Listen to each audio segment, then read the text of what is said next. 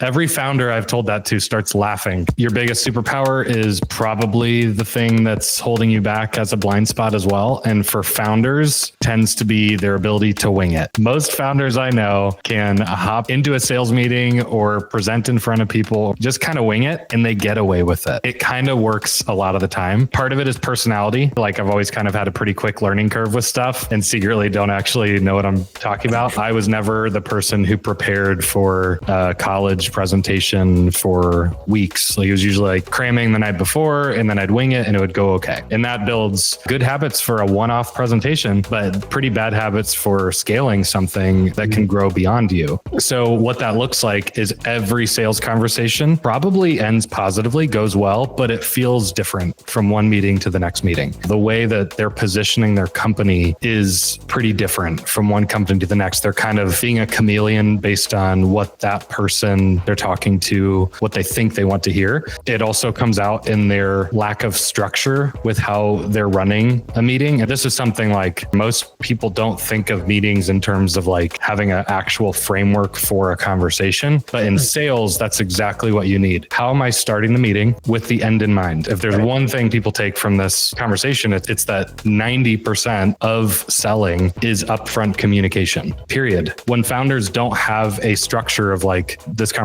is going to be 30 minutes. We're going to end on time. We're going to talk about this. Is there anything else you want to accomplish? At the end of this, here are generally the next steps that tend to happen. Does all this sound okay? Like just that little bit will change the trajectory of a business if a founder does it consistently. When that's not happening, what happens is people maybe still will buy, but they buy on the spot. They're like, I'm in, send me the contract. Great. If they don't buy on the spot, there are murky next steps, and that conversation is going to end with enthusiasm, but it's going to slip through the cracks. And like everybody knows it. Every founder I've told that to starts laughing because they're like picturing hundreds of meetings that felt like they went really well, but then like somehow just they got disorganized and didn't follow up, or the next meeting wasn't on the calendar. So that is, I would say, the biggest thing is like founders winging it and that being kind of their Achilles heel.